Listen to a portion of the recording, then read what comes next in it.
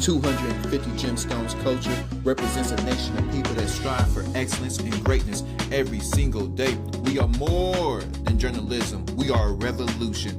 Come on, let's kick this door down and let everybody know we up in here. Welcome to the 250 Gemstones News TV channel. I am your host, Michael T. Porter, and I'm bringing the news to your ass like no other. This is a channel that represents a nation of people that strive for excellence and greatness every single day. I have another bomb news segment for y'all, but before I begin, y'all hit that like button, that subscribe button, that share button, hit that notification bell so you know when I am dropping. Also, if you'd like to support your boy, support the growth of the channel, Cash App, $ Michael US. Don't forget to check out my Spotify podcast at 250 Gemstones Culture Podcast. Link is in the description. Y'all stay and watch the whole video.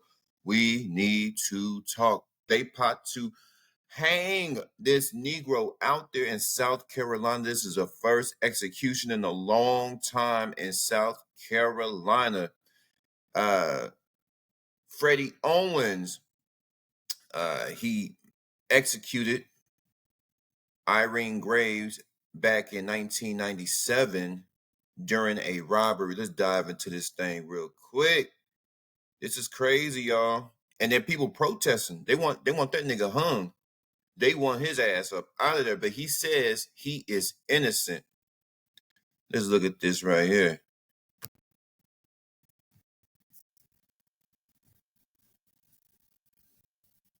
The state of South Carolina is set to execute its first death row inmate in more than a decade.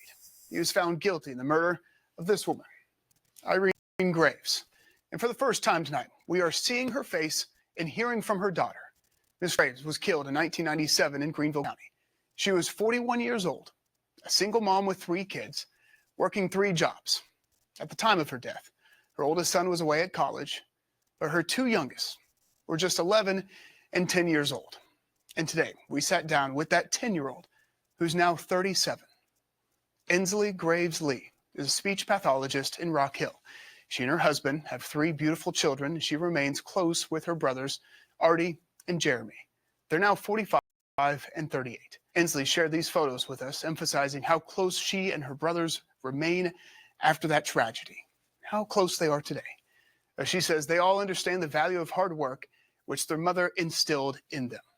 And she says even after all these years, processing their grief is a difficult question to answer. I think it is.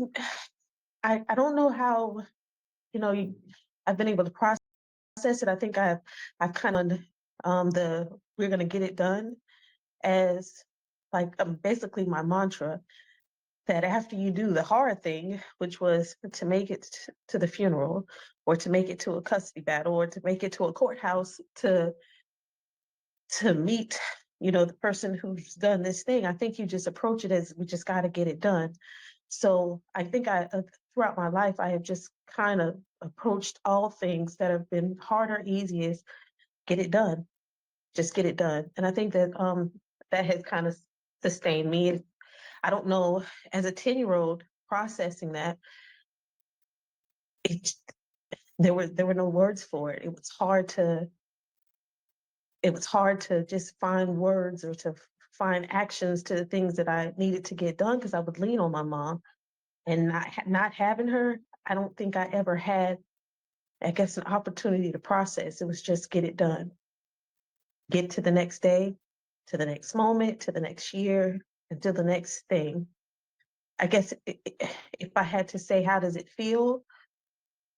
I don't think I get the opportunity to live in the moment. I think since then, I've lived in the expectation that I got to get it done. Now we asked Inslee more about her mom, Irene. Again, she was 41 at the time of her death and was working overnight at her 3rd job. She was a clerk at the old Speedway on Lawrence Road in Greenville. 10-year-old Inslee and her 11-year-old brother were at home asleep. Inslee says even when she woke up, she knew something wasn't right. And we asked her, what's the one thing she wants everyone to know about her mom? She loved her kids more than anything in this world. And she never in a million years intended to leave them behind. And even in the unknown of what was going to happen to her, she made sure that she left in her children the plans she had for them. And she left with her children the strength to do it. And we are just fine. She did well. With HoneyBook, you can make sure you're So as y'all can see, that was the daughter of the mother that was slain. And now let's get into the case and why the state is so adamant about getting this nigga executed. So that was the daughter. Just remember her mom, Irene Graves. We're gonna dive into what he did. This is according to USA Today. Doubts about guilt swirl around South Carolina death row inmate day before execution.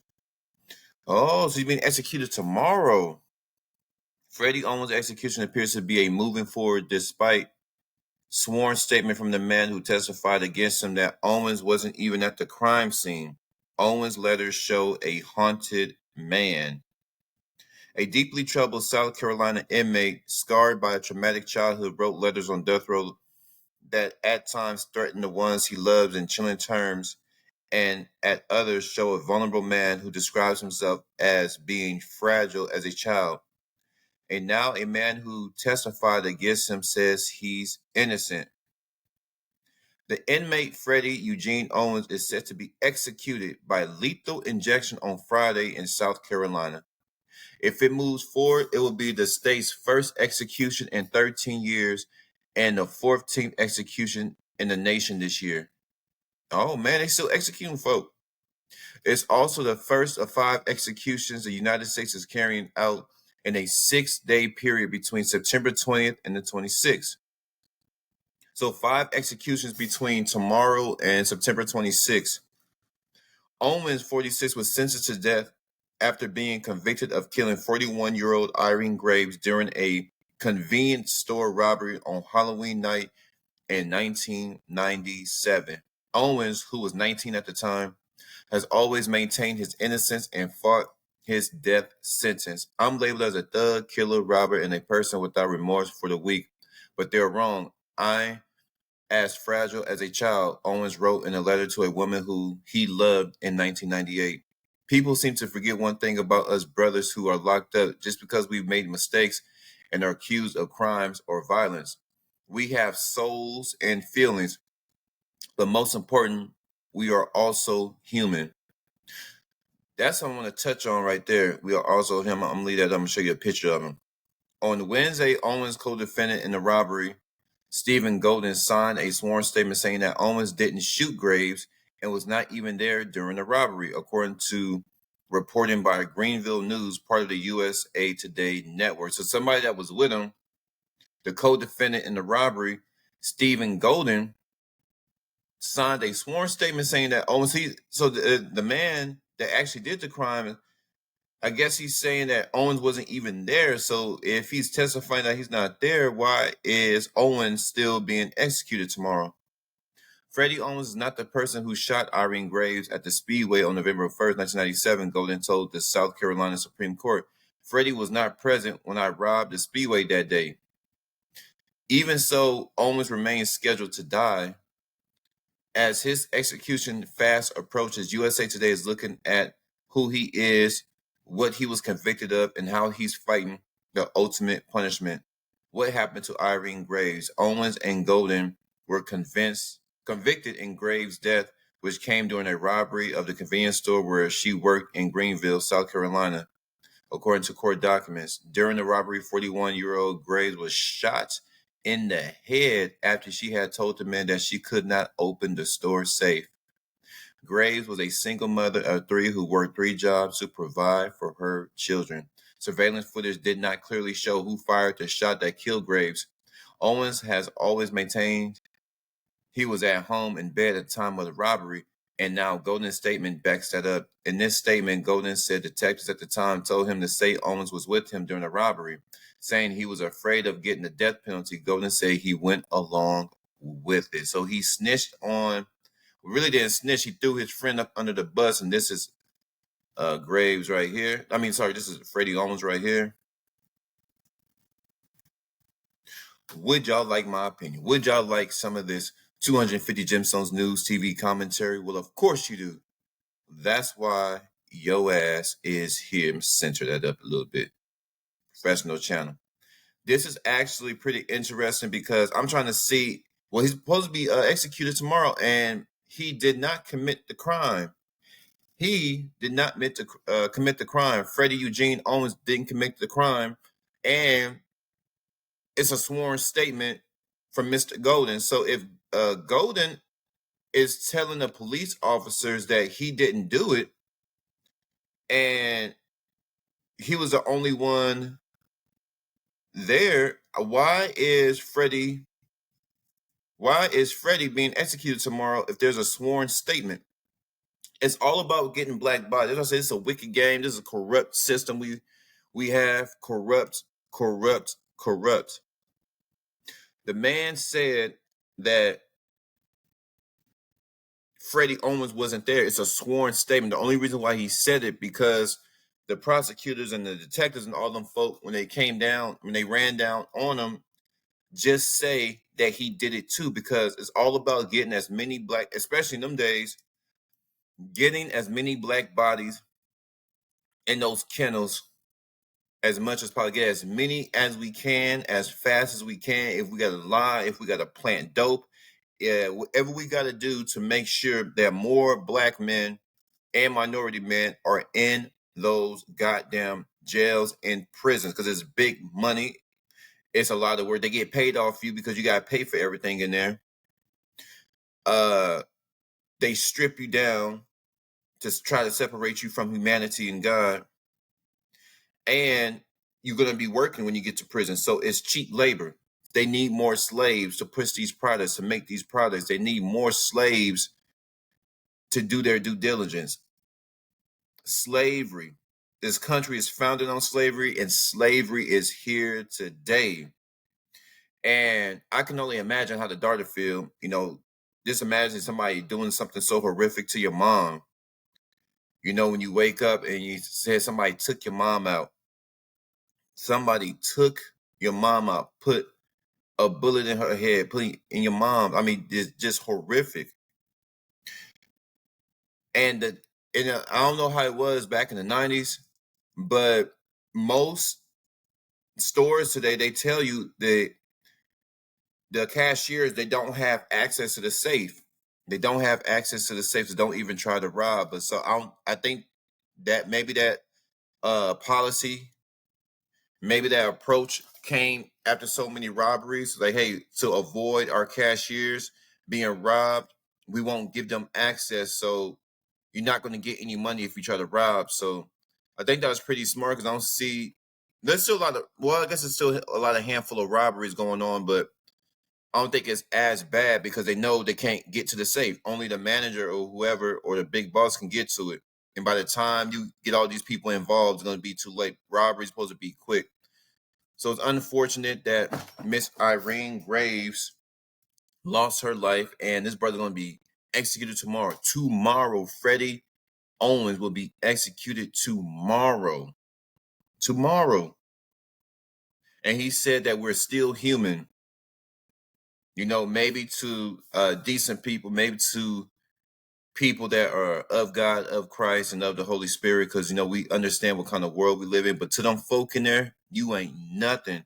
To them folks in there, you just a number. To them folks in there, you just a slave. To them folks in there, you're less than.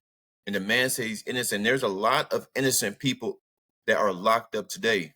We all know it, but what is the system doing to release these people? Now, I have seen a lot of stories of people being released, story after story after story, but why is it taking us so long? Because once they get you in there, they ain't trying to let you go.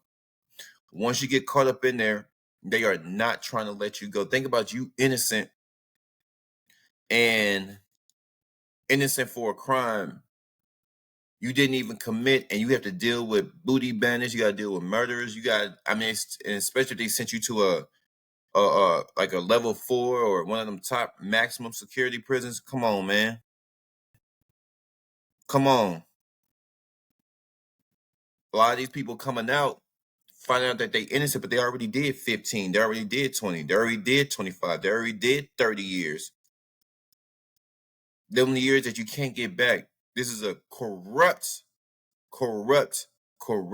system that we just gotta try to do our best to size it. But if the day ever come, you do get caught up in the jam, just pray to God. You gotta have God, man. I don't know how people make it through life without God, but he's one of them situations. If Freddie Owens is innocent, I believe he's innocent. Why would somebody give a sworn statement saying that he's, innocent if and the man said he was home?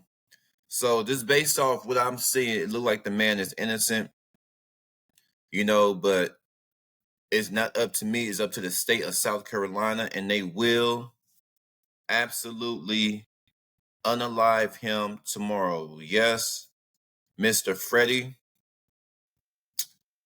Owens will be executed tomorrow, September 20th, 2024. Y'all flood my comments. What do y'all think about this case? What do y'all think about South Carolina executing Freddie Owens, one of the first executions in a long time in the state? Lethal injection for the murder of 41-year-old Irene Graves back in 1997. 250 capital G, I'm gone.